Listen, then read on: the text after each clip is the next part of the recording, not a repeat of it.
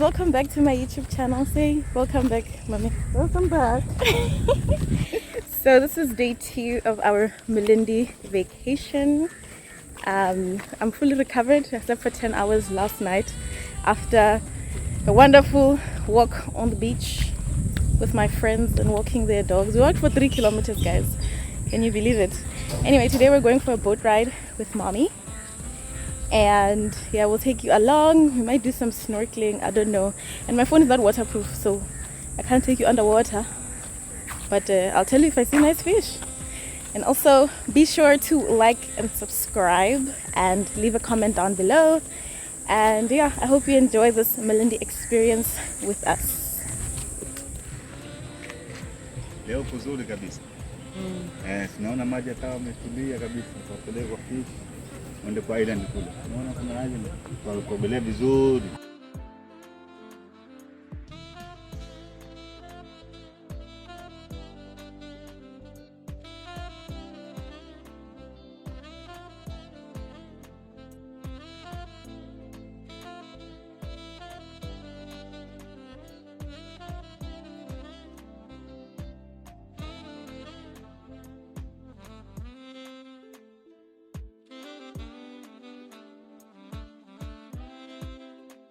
So guys, this is us walking along the shoreline, and this is low tide, so we couldn't walk here before on the first day because the ocean was reaching even the wall that you see by that house there. Just to give you guys an indication, I'm standing by the stairs that we couldn't get past because the water was literally reaching those stairs, and look, this is how low the tide is. So this beach that we're walking along is along the Billionaire Beach Resort. Apparently costs 2,000 shillings to lie under those gazebos, which I do not have, so poor me. And this is the boat coming to get us to take us snorkeling. Hey, this is me enjoying the water, and this is mommy.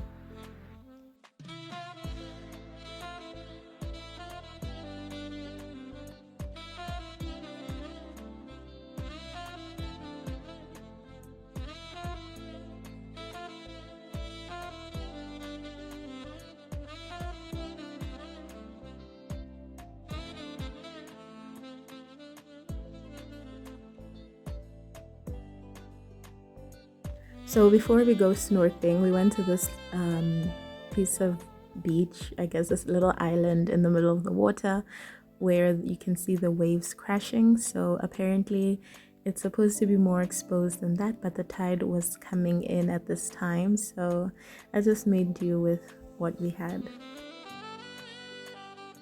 I alighted the boat with one of the guides, and we were just going to walk to where the waves are crashing, just to stand on the island. And of course I took a floaty because if you've swum in the ocean, you just know you can't trust that water. Mommy stayed in the boat because she doesn't like the ocean. She feels the water is too unpredictable.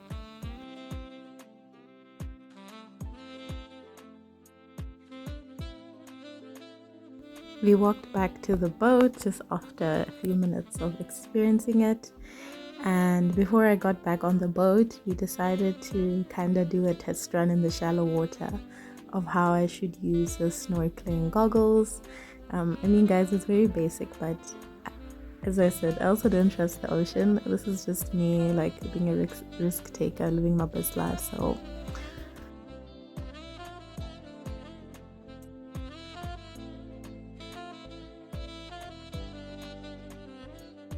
I was satisfied with my practice after this, especially using the floaty.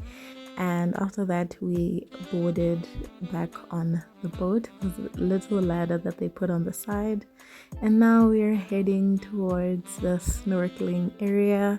So it's demarcated by the conservation park people, and I'm actually sitting on top of the boat as I record this. Hey, it's me, look at me, guys. Of the water, Indian Ocean gang. So we have arrived at the demarcated snorkeling area. So as you can see, there are these buoys, these white poles in the water, and they're all like linked together by a string. So how we keep the boat stable in that location is they actually pick up one of these buoys and put it on the boat, so it's kind of like an onboard anchor to hold us to that particular space, region, whatever. So these are the fish that I am going to be seeing in the water. So there's a part of the boat where you can actually see them at the floor of the boat.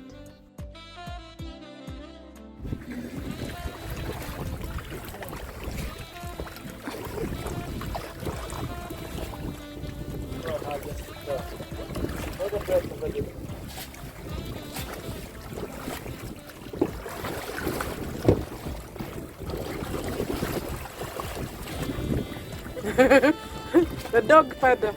Yes. She looks nice. Very nice.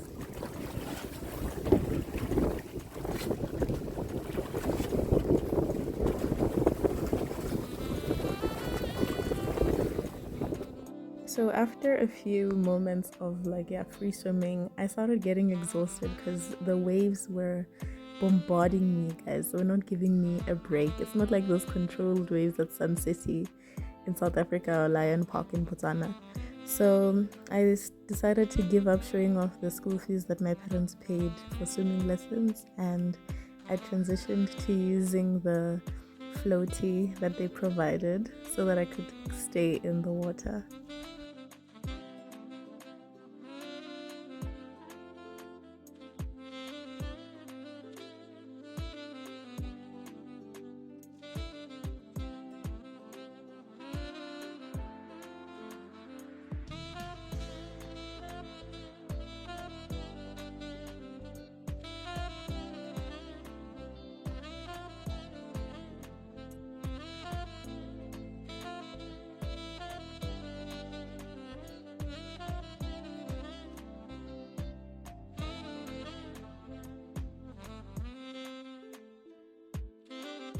We actually went quite a distance from the boat. We were between the last and other buoy, but now we swim back. And I think this was me getting tired and slowly just coming closer to the boat so I can finally get on board again. It's a wonderful ending to this excursion. They talked me into jumping off the top of the boat. 3, 2, 1. And that was me and the guide because I didn't want to do it alone. It was exhilarating and thrilling. I can't remember the last time I jumped into a big body of water and then we swam back to the boat. Yo guys, look at my parents' school fees. Yes! I want to give a shout out to our accommodation once again because they're the ones who gave us the contacts for this boat owner specifically, and we had a great time. So if you stay at Villa Ceera, make sure you ask them for all the details you'll need with regards to activities to do there.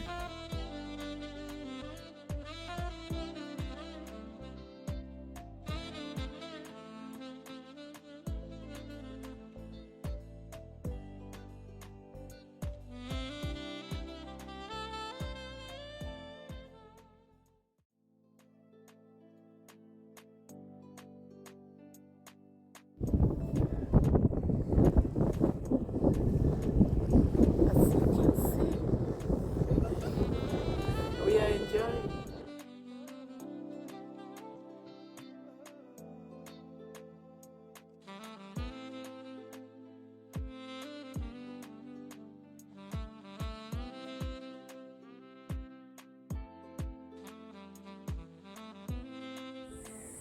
So this is Malindi Marine National Park.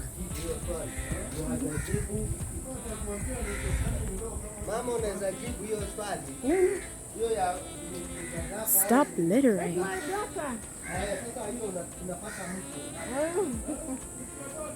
Yeah.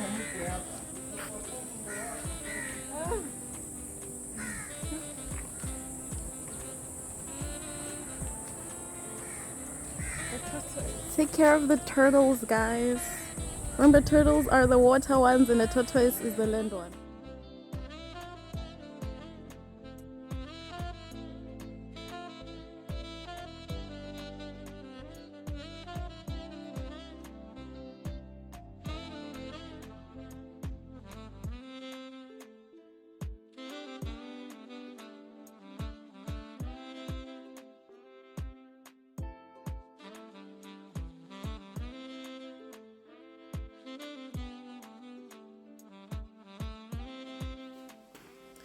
So guys, these are very interesting windows. There's no glass, it's just a mesh and wood.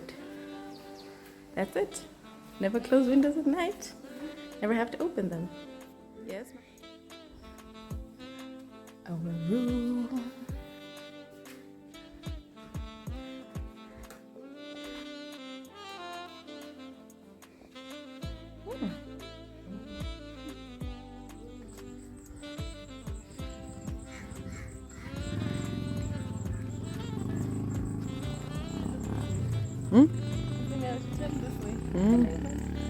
Hey.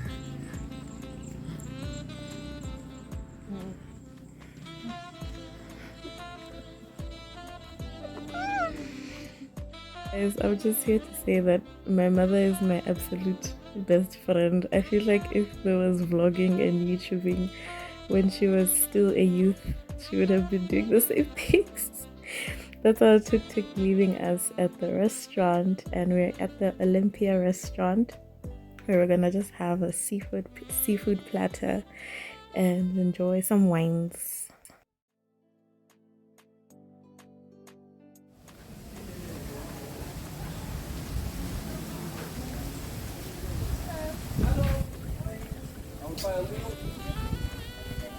Before we were seated, we decided to have a look at this beach. So it seems that this is where most of the public comes to swim and enjoy the seaside, and not the other side where we're on, because that is more private homes and private resorts.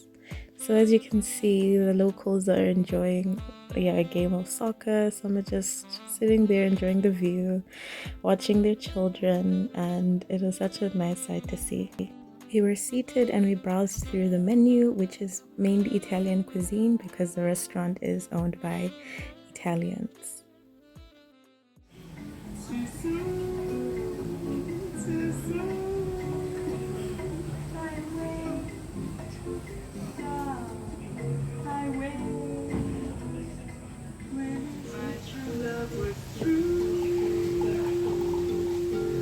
Thank you.